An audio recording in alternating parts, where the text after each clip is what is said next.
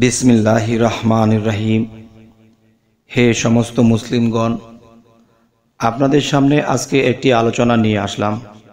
সেই আলোচনাটি প্রত্যেকটা ফ্যামিলিতেই প্রয়োজন। প্রত্যেকটা ফ্যামিলিতে প্রয়োজন কেমন?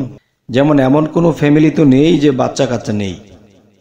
অনেকের বাবা, অনেকের মা, দেখা যায় একটা শিশু মানুষ, তাকে হেফজখানায় দিয়েছে, সে মুখস্থ করতে পারে না। যারা হেফজ শিক্ষা দেয় তারা বিরক্তি বোধ করে এবং ছেলেটিও কেমন খিটখিটে হয়ে গেছে, বাবা মার কথা শুনতে চায় না, তো কোনো কিছু মুখস্থ রাখতে পারে না, স্মরণ শক্তি কম। তো এমন ব্যক্তি আছে বাংলাদেশে ভুরি ভুরি, যে সন্তানেরা এরকম করে থাকে, পড়তে চায় না, অলসতা করে, আবার যদি পড়তে দেয় তা মনে রাখতে পারে না, বিভিন্ন যন্ত্রণা ভুগতে থাকে। তাই আমি এমন ব্যক্তিদের জন্য বা এমন শিশুদের জন্য আজকে আপনাদের কাছে একটি আমল নিয়ে হাজির হলাম, যে এই আমলটি কোরআন থেকে। কোরআনে আমল ছাড়া অন্য আমলকে আমরা তেমন একটা ভরসা করতে পারি না, যদিও আল্লাহ সর্ববিষয়ে সর্বশক্তিমান, সর্বজ্ঞানী, কিন্তু আল্লাহর কোরআনের বাহিরে সেটা হলো কি হাদিস। হাদিস থেকেও আছে, সেটাও করা যায়, কিন্তু কোরআনের থেকে তো আর বড় হবে না।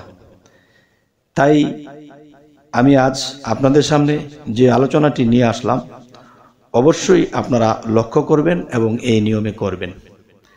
আরও একটি বিষয় হলো, শুধু হেফজখানায় নয়, দেখা গেছে বাহ্যিকভাবে যে পড়ালেখা করে পোলাপানে, দেখা গেছে পড়ার দিকে তেমন মন নেই, বিভিন্ন বকাঝকা করতে করতেও শোনে না, মারলেও শোনে না, মানে পড়ার দিকে মন নেই।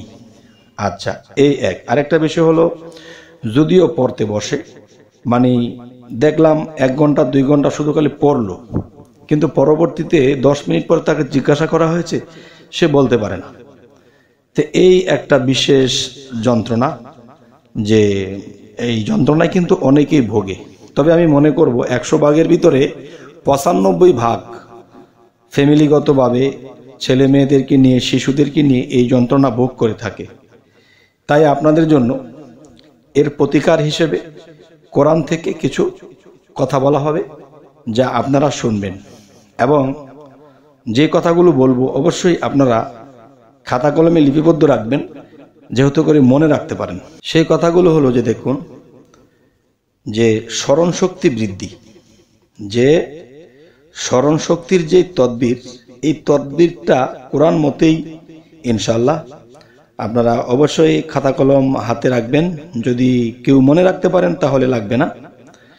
যেমন মনে করেন, কোনো শিশু সন্তান কোরআন শরীফ হেফজ করা আরম্ভ করিয়া যদি মুখস্থ রাখিতে না পারে, অর্থাৎ স্মরণ শক্তি খুব কম থাকার কারণে এটা হচ্ছে না, তাহলে কি করতে হবে? তবে বৃহস্পতিবার দিন সূর্য উদয়ের সঙ্গে সঙ্গে 11 বার দুরূদ শরীফ পাঠ করিতে হবে। আমি কথাটি আবার বলছি, বৃহস্পতিবার দিন সূর্য উদয়ের সঙ্গে সঙ্গে 11 বার দুরূদ শরীফ পাঠ করিয়া সূরা ফাতিহা বিসমিল্লাহর যে বিষয়টা দেখুন, যে সূরা ফাতিহা বিসমিল্লাহর মিমের সহিত মিলাইয়া 41 বার পড়িবে। যেমন বিসমিল্লাহির রহমানির রহিম মিম, যে বিসমিল্লাহির রহমানির রহিম, এরপরে মিমে, মানে মিমটা যেন ডবল কাজ করে। আচ্ছা, ডবল কাজ করারও এখানে কারণ আছে, কিন্তু এই নিয়মে করার চেষ্টা করবেন।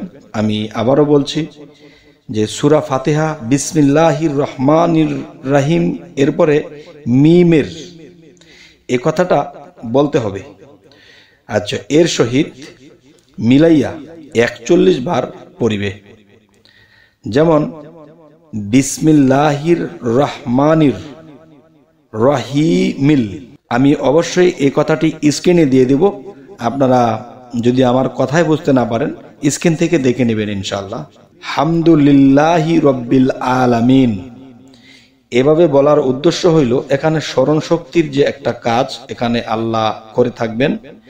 অতঃপর কিছু চাউল মিষ্টি সহ ভুনা করিয়া, আবার বলছি, কিছু চাউল মিষ্টি সহ ভুনা করিয়া বাসি মুখে শিশুকে খাওয়াইবেন।